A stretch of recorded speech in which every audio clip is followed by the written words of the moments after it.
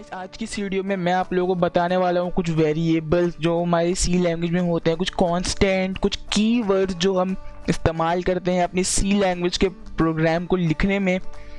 तो इन सब चीज़ों के बारे में आज की इस वीडियो में मैं आप लोगों को इन डिटेल बताने वाला हूँ। एक एक चीज़ को मैं आप लोगों को बताऊँगा जो आपको समझ में आ जाए ईजिली।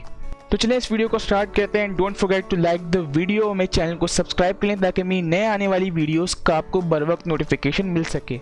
तो गाइज हमने अपनी प्रीवियस वीडियो में मैंने आप लोगों को कंप्लीट एक्सप्लेनेशन दिया था कि राइटिंग द स्ट्रक्चर ऑफ सी, कि हम सी लैंग्वेज का स्ट्रक्चर कैसे लिखते हैं। जैसे मैंने आपको कल बताया था हैश इंक्लूड, हमने stdio.h हमने लाइब्रेरी इंक्लूड की थी। उसके बाद हमने अपना मेन फंक्शन लिखा था और उसके एंड में हमने रिटर्न 0 लिखा था। तो ये सारी चीज़ें मैंने आपको अपनी पिछली वीडियो में बताई हुई हैं। अगर आपने वो वीडियो नहीं देखी है तो मेरी प्लेलिस्ट एक्सेस कर लें सी लैंग्वेज की, उसका लिंक नीचे डिस्क्रिप्शन में मौजूद है। उस प्लेलिस्ट को एक्सेस कर लें, उसमें वो वीडियो मौजूद है, तो आप उस वीडियो को देख लें कम्प्लीटली। तो आपको सी लैंग्वेज का स्ट्रक्चर या पैटर्न लिखना समझ में आ जाएगा। और उसी के साथ साथ हमने अपनी पिछली वीडियो में कुछ अर्थमेटिक प्रॉब्लम भी सॉल्व की थी। हमने कुछ एडिशंस किए थे, हमने मल्टीप्लिकेशंस की थी, हमने डिविजन्स किया था। तो आज की इस वीडियो में मैं आप लोगों को थोड़ा सा रिवीजन करवाने वाला हूँ अपनी पिछली वीडियो में जो हमने स्ट्रक्चर लिखा था सी लैंग्वेज का, उसका कंप्लीट एक रिवीजन करवाना चाह रहा हूँ ताकि जो स्ट्रक्चर है वो एक कम्प्लीटली आपके दिमाग में बैठ जाए और आपको बात समझ में आ जाए। और उसी के साथ साथ मैं आपको आज की वीडियो में प्रोग्रामिंग वेरिएबल्स के बारे में बताऊंगा, मैं कुछ कीवर्ड्स ऑफ सी लैंग्वेज के बारे में बताऊंगा, constant terms in C language के बारे में मैं आपको आज की इस वीडियो में बताने वाला हूं। तो चलिए इस वीडियो को स्टार्ट करते हैं। Let's begin. Alright guys, first is programming variables.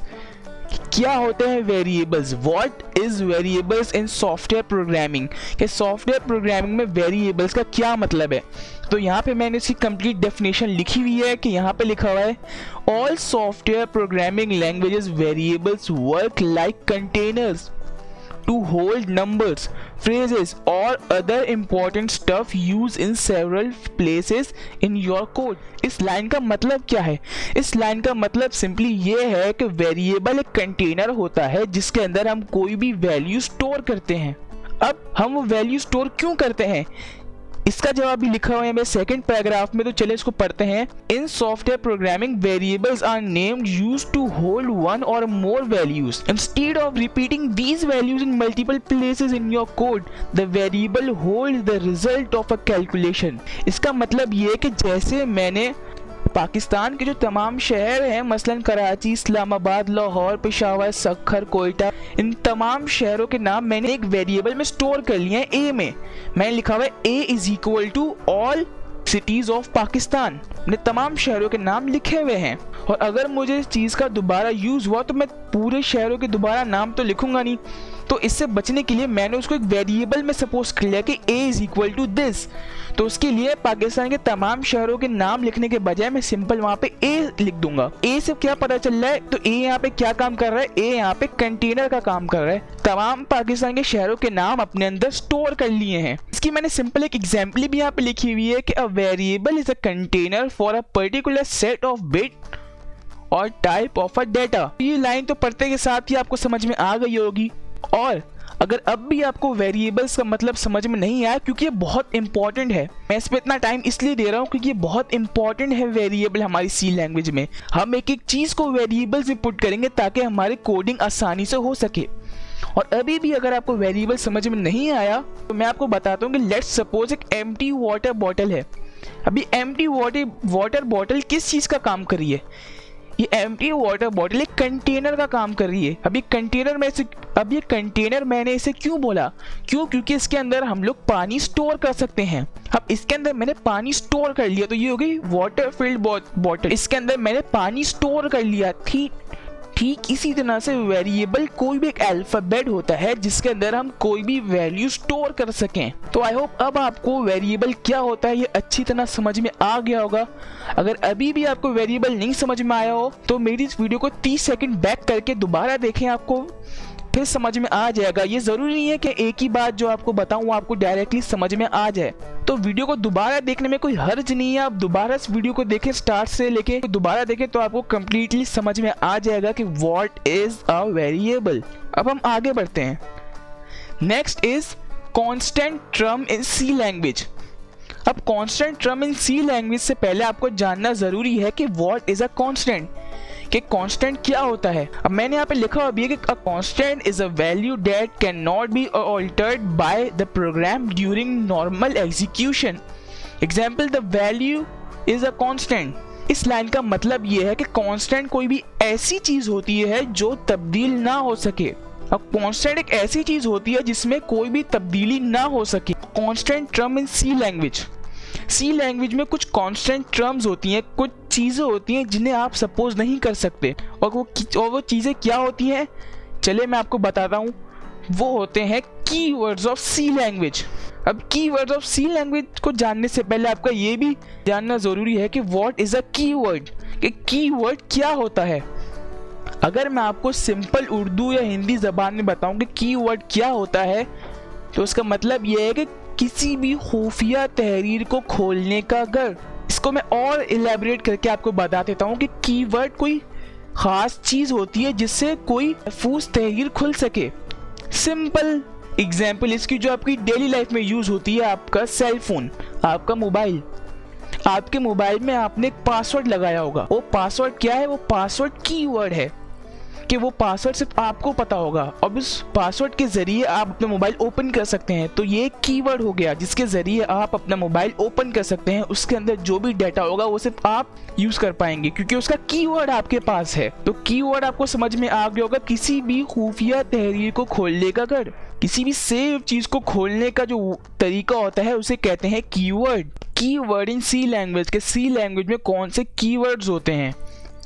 तो ये 32 कीवर्ड्स हैं, 32 कीवर्ड्स हैं जो सी लैंग्वेज में होते हैं और मैंने ये सारे यहाँ पे लिख दिए हैं। और ये कीवर्ड्स कांस्टेंट होते हैं, ये चेंज नहीं हो सकते और इसे आप सपोज भी नहीं कर सकते। जैसे आप ब्रेक को सपोज नहीं कर सकते, आप इंट को सपोज नहीं कर सकते, आप स्टैटिक को सपोज नहीं कर सकते। ये कीवर्ड्स होते हैं और इन कुछ कीवर्ड्स के बारे में आज की इस वीडियो में मैं आप लोग को बताने वाला हूँ। ये मैं आप लोग को प्रोग्रामिंग करके समझाऊंगा एक एक चीज़। यहाँ पर कुछ बहुत ही इंपॉर्टेंट कीवर्ड्स होते हैं जैसे कि इंट हो गया, float, do, while, switch, long, double, break, continue, default. कुछ इसमें बहुत इंपॉर्टेंट होते हैं और कुछ अनइम्पॉर्टेंट, यानी अनइम्पॉर्टेंट भी नहीं होते पर उनकी इतनी अहमियत नहीं होती जितनी कुछ 15-16 की जो मोस्ट इंपॉर्टेंट उनकी है। और अब वो क्या है, चलते हैं VS कोड में और वहाँ पे मैं आपको बताता हूँ बेसिक वेरिएबल्स और कुछ कीवर्ड्स के बारे में। ऑलराइट गाइस, मैं यहाँ पे आ चुका हूँ अपने विजुअल स्टूडियो कोड में और अब मैं यहाँ पे अपनी नई फाइल बनाऊंगा जिसका मैं नाम रखूँगा अपनी वीडियो नंबर के हिसाब से। तो मेरी ये वीडियो नंबर 5 है तो मैं इसका फाइल नंबर भी बनाऊँगा variables_.c।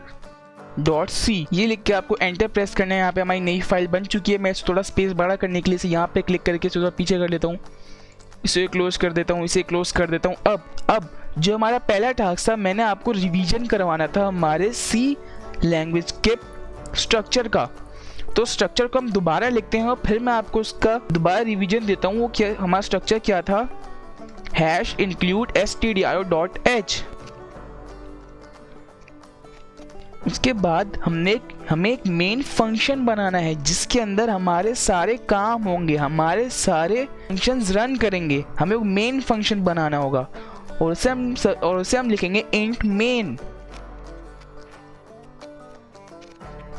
और इस प्रोग्राम का एंडिंग वर्ड जो होता है जहाँ पे आके प्रोग्राम ख़त्म हो, हम उसे लिखेंगे जो कि है रिटर्न 0।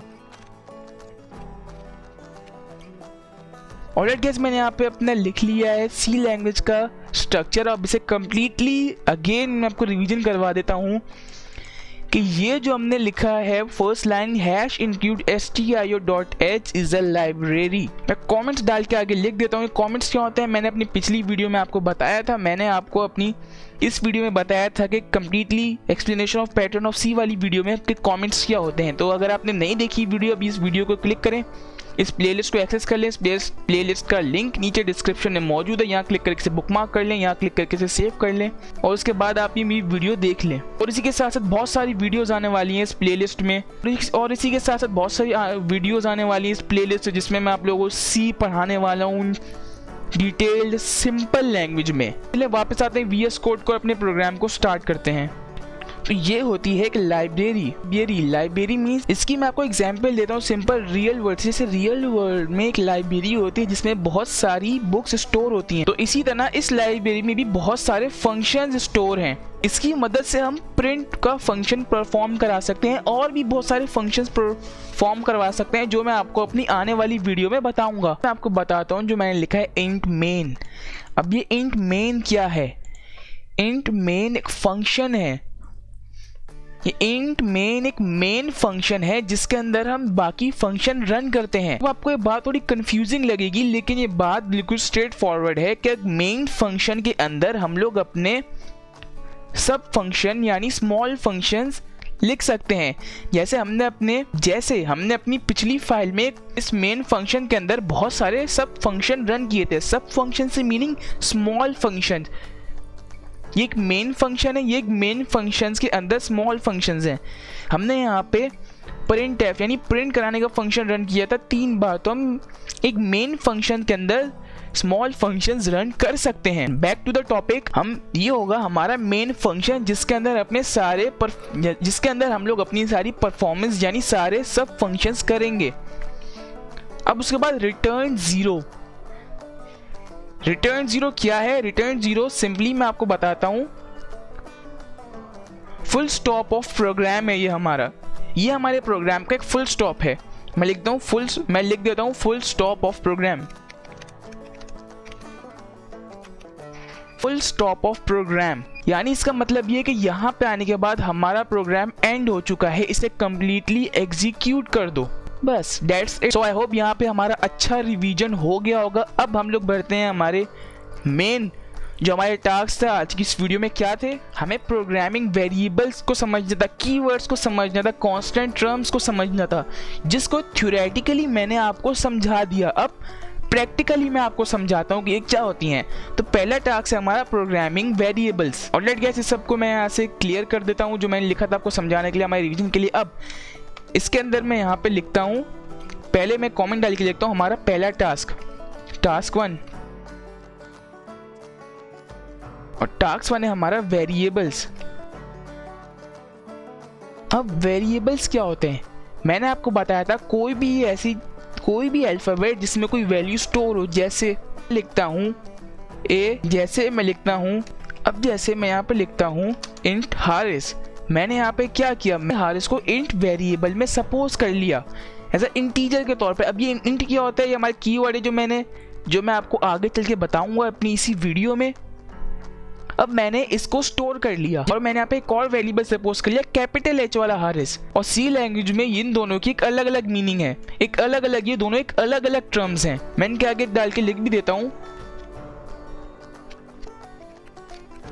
2 डिफरेंट टर्म्स, ये 2 अलग अलग टर्म है। अगर मैं लिखूंगा कैपिटल H वाला हारिस तो ये मेरे इस वेरिएबल को रन करेगा। अगर मैं लिखूंगा स्मॉल h वाला हारिस तो ये इस वेरिएबल को रन करेगा। अब इसके बाद अगर हमें किसी नंबर को सपोज करना है, हम किसी नंबर को एक अल्फाबेट में स्टोर करते हैं, जैसे int a is equal to 58।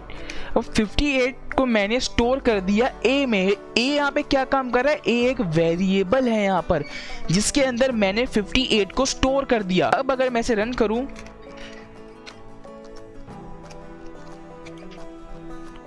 और मैं लिखूं द नंबर इज, उसी के साथ साथ मैं यहाँ पे कॉमा डाल के अगर मैं यहाँ पे a लिखूं तो मुझे यहाँ पे सिंपली 58 लिखा हुआ प्रिंट हुआ हुआ मिलना चाहिए। इस पूरे को कलेक्ट करते हैं, इसको सेव करते हैं और उसके बाद रन पे क्लिक करते हैं तो मुझे यहाँ पे नो सरप्राइजेस 58 लिखा हुआ मिल जाएगा। तो यहाँ पे मैं प्रिंट होकर मिल जाएगा द नंबर इज। हमें यहाँ पे 8 नहीं मिल रहा, लगता है प्रोग्राम में कोई गलती कर दी है। तो मेरे प्रोग्राम में क्या मिस्टेक है? तो गाइस यहाँ पे मैंने पिछली वीडियो में बताया था, मैंने यहाँ पे %d नहीं लिखा जो हमारी वैल्यू को यहाँ पे बताएगा, जो इन फ्यूचर जो हमारे यहाँ पे वैल्यू आएगी उसको यहाँ पे लिखने के लिए हम लोग एक वर्ड इस्तेमाल करते हैं %d। अभी %d क्या होगा, हम कॉमा डाल के आगे लिखते हैं a, कि a जो आएगा उसको आप %d में प्रिंट कर दो। अब अगर मैं इसे सेव करके रन करूं तो मुझे यहाँ पे 58 प्रिंट हुआ मिल जाएगा, द नंबर इज 58। तो देखिए गाइस, नो सरप्राइज, हमें द नंबर इज 58 प्रिंट हुआ मिल गया। इसका मतलब ये है कि मैं अब किसी भी जगह पर 58 को एज ए लिख सकता हूँ। मैं एक ए वेरिएबल मैंने बना लिया जिसके अंदर 58 वैल्यू स्टोर है, तो अब मुझे बार बार 58 लिखना नहीं पड़ेगा। सिंपली इसको ए से सपोज करके लिख दूंगा जैसे मैंने यहाँ पे किया। सो आई होप अब वेरिएबल आपको जिन लोगों को थोड़ी देर पहले वेरिएबल नहीं समझ में आया होगा, अब कंप्लीटली समझ में आ गया होगा। अब हमारा नेक्स्ट टास्क जो था कांस्टेंट कीवर्ड, तो सब लिख देते हैं टास्क 2 कांस्टेंट कीवर्ड। अब कांस्टेंट कीवर्ड क्या होता है, मैंने आपको भी थोड़ी देर पहले एक चार्ट दिखाया था जिसमें मैंने सारे वो कीवर्ड्स लिखे हुए थे। मैं आपको दोबारा दिखाता हूँ। तो गाइज ये है वो चार्ट जिसमें मैंने सारे लिखे थे अपने कीवर्ड्स। अब मैं इसमें से जो मेन इंपॉर्टेंट है वो आप लोगों को बताऊंगा कांस्टेंट कीवर्ड, जिसे हम एज अ वेरिएबल यूज नहीं कर सकते क्योंकि वो एक कीवर्ड अलग से अपनी अहमियत रखता है। इसलिए तो इसके लिए हम कोई 4 कीवर्ड कलेक्ट कर लेते हैं जिसको हम जो है यूज करेंगे। तो मैं यहाँ पे इंट ले लेता हूँ, फ्लोट ले लेता हूँ, इफ ले लेता हूँ और वाइल ले लेता हूँ। Float, int, while and if. तो गाइस इन्हें मैं यहाँ पे लिख देता हूँ, float, int, while and if. अब जो आपने देखा ना, अब मैं आपको एक निंजा टेक्निक बता रहा हूँ जिससे आप अपना टाइम और बचा सकते हो। क्या, आप इस पूरे को सिलेक्ट करो और कंट्रोल// दबा दो। इससे सारी चीज एक बटन से ही कमेंट हो जाएंगी। और अगर इसे हटाना हो तो दोबारा कंट्रोल और // प्रेस करें, ये वापसी हट जाएंगी। अगर मैं इसे ऐसे करता एक एक करके तो उसमें कोई प्रॉब्लम नहीं थी, इजीली मुझे कोई ज़्यादा टाइम नहीं लगता। लेकिन अगर इसके अंदर 50,000 वैल्यूज़ लिखी हुई होती तो क्या 50,000 को एक एक बार ऐसे कर करके लिखता रहता कि ये कमेंट नहीं ना। तो इसके लिए मैं एक निंजा टेक्निक मैंने अपनाई। मैंने इन सबको कंट्रोल कमेंट पकड़ के कमेंट कर दिया। मैंने यहाँ पे इनको फिर से कमेंट कर दिया। तो इस तरह की बहुत सारे कीबोर्ड शॉर्टकट सी लैंग्वेज को भी मैं आप लोगों को आने वाली वीडियो में साथ साथ जब उनका यूज़ होगा मैं आपको बताता रहूँगा। अब इन कीवर्ड की बात कर लेते हैं। फ्लोट, जैसे मैंने आपको अपनी पिछली वीडियो में बताया था, फ्लोट एक ऐसा कीवर्ड है जो कोई भी पॉइंट्स में टर्म को रखता है, कोई भी रियल नंबर को रखता है। अब रियल नंबर क्या है, रियल नंबर कोई भी ऐसे टर्म जो पॉइंट्स में हो, फ्रैक्शन में हो, जैसे 2.5, 5/8, ये रियल नंबर कराएंगे, ये रियल नंबर कहलाएंगे। जो पॉइंट में होते हैं या फ्रैक्शन में होते हैं वो कहलाते हैं real numbers. So I hope आपको समझ में आ गया होगा कि फ्लोट क्या होता है। अब जो हमने पिछले प्रोग्राम में किया था, जब हम इसका आंसर निकलवा रहे थे कि a/b, हमने 5 को डिवाइड कराना था b से, तो उसके लिए हमने एक फ्लोट लिया। तो जब हमने फ्लोट लिया तो हमें आंसर जो है वो पॉइंट्स में मिला। उससे पहले हमें आंसर 0 मिल रहा था। वो इसलिए मिल रहा था क्योंकि हमने उसे इंटीजर सपोज कर लिया था, तो वो करेक्ट कीवर्ड नहीं था। तो जो करेक्ट कीवर्ड था वो था फ्लोट। जब हमने फ्लोट लिख के एंटर किया तो हमें बिल्कुल सही, हमारी मर्जी के मुताबिक रिजल्ट मिल गया। तो अब बात करते हैं इंट की, कि इंट क्या होता है। इंट शॉर्ट फॉर्म है इंटीजर की। अब इंटीजर क्या होता है, इंटीजर होता है पूरा एक नंबर। अब पूरे एक नंबर से क्या मुराद है, मैं यहाँ पे आपको बताता हूँ। 25 जैसे कि एक पूरा नंबर है, ये 25.5 ये पूरा नंबर नहीं है, ये कहलाएगा रियल नंबर, जो कि कहलाता है सी लैंग्वेज की जबान में फ्लोट। तो इंट होता है कोई भी पूरा नंबर को कहते हैं इंट। जैसे बहुत सारे पूरे नंबर है, सारे होल नंबर इंटीजर हैं, जैसे कि 5, 4, 85, 78, 45, ये सारे जो है वो इंटीजर्स हैं। इंटीजर को अगर मैं 3 वर्ड में बताऊं तो वो ये होगा, कोई भी पूरा नंबर इंट होगा। सो आई होप आपको इंट भी समझ में आ गया होगा। अब बात करते हैं वाइल की, कि वाइल क्या है। तो मैं आप लोगों को बताता चलूं कि वाइल और इफ जो है वो एक लूप्स हैं। अगर आप लोग प्रोग्रामिंग से थोड़ा बहुत भी रिलेट करते हैं तो आपको पता होगा कि लूप्स क्या होते होंगे। तो ये 2 कीवर्ड हैं जो इस्तेमाल होते हैं लूप में, जो बहुत कॉमन है और ये बहुत इजी लूप्स हैं। ये बहुत common and very easy loops हैं। अगर आप बिल्कुल बिगनर हो तो टेंशन नहीं लें, मेरी नेक्स्ट वीडियो इन्हीं टॉपिक्स पे होने वाली है। मैं आप लोगों को अपनी नेक्स्ट वीडियो में लूप्स के ज़रिए अपने प्रोग्राम बनाना सिखाऊंगा अपनी नेक्स्ट वीडियो में।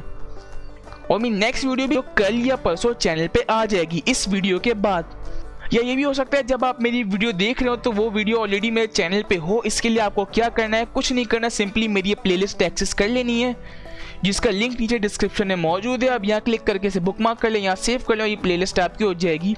अब मैं बार बार प्लेलिस्ट का लिंक आपको क्यों बता रहा हूँ, क्योंकि ये बहुत इंपॉर्टेंट है। इसमें मैंने एक एक चीज़ों को इन डिटेल बताया हुआ है। मैंने सी लैंग्वेज का अपनी इस वीडियो में कंप्लीट इन डिटेल इंट्रोडक्शन दिया हुआ है। उसके बाद मैंने VS कोड और GCC कंपाइलर, जो कि बहुत लोग थोड़े गलत तरीके बताते हैं इंस्टॉल करने के, जो कि स्टूडेंट को कॉम्प्लिकेट कर देता है, स्टूडेंट को बिल्कुल कंफ्यूज कर देता है कि यार ये बंदा कहना क्या चाह रहा है। मैंने आपको सिंपल ज़बान में विजुअल स्टूडियो कोड इंस्टॉल करवा दिया था बिल्कुल सिंपली, और इस पर आपका रिस्पॉन्स भी बहुत अच्छा आया था।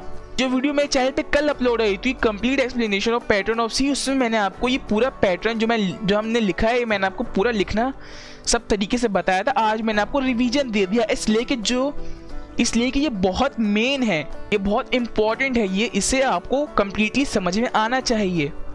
तो गाइस, वाइल्स एंड लूप्स के बारे में मेरी वीडियो आने वाली है कल मेरे चैनल पर। अगर आप अपडेट रह रहे हैं मेरी इस प्लेलिस्ट से, तो कल इस चैनल पे वीडियो आने वाली है, तो आप इस वीडियो को नहीं मिस कीजिएगा। इससे मैं आपको लूप्स इजी ज़बान, आसान उर्दू हिंदी ज़बान में समझा दूंगा। अगर आप उस वीडियो को देख के आसानी से लूप्स को समझ जाएंगे कि लूप्स असल में होते क्या हैं, व्हाट इज़ अ लूप। इसी तरह की मैं आप लोगों को स्लाइड्स बना के कल पर लूप्स की पूरी डेफिनेशन दूंगा। थ्योरेटिकली मैं आपको पूरा लूप समझाऊंगा, उसके बाद प्रैक्टिकली प्रोग्राम करके हम लोग लूप्स को समझेंगे, और इन्हीं लूप्स की मदद से हम लोग अपना गेम भी बनाएंगे बहुत जल्दी।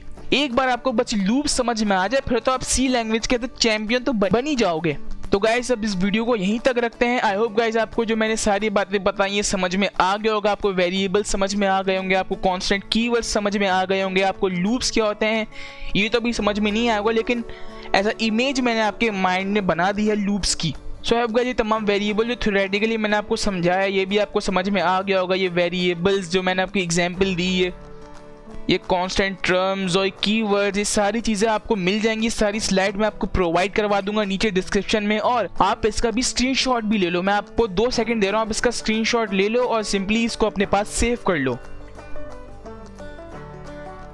सो आई होप गाइस आपने इसका स्क्रीनशॉट ले लिया होगा, इसे अपने पास सेव कर लोगे। यही 32 कीवर्ड्स हैं टोटली जो मैंने यहाँ पे लिख दिए हैं, तो आप इनको सपोज नहीं कर पाओगे। आपको अगर ये अभी भी समझ में नहीं आया तो मैं आपका 1 मिनट और ले रहा हूँ और मैं आपको दोबारा से बताता हूँ कि ये क्या है।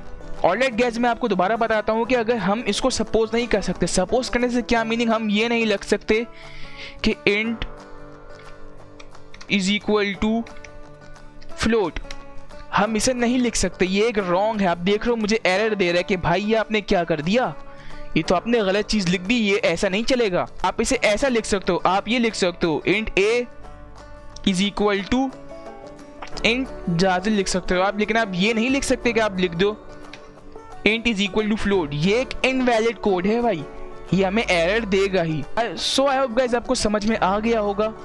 सो आई होप गाइस आपको अब समझ में आ गए होंगे तमाम कीवर्ड्स के बारे में, कांस्टेंट कीवर्ड्स के बारे में, कैसे हम सपोज नहीं कर सकते। ये अपने अंदर एक अलग वैल्यू रखते हैं, ये अपने अंदर एक अलग डाटा रखते हैं, जो कि मैं आपको अपनी आने वाली वीडियोज़ में बताऊंगा।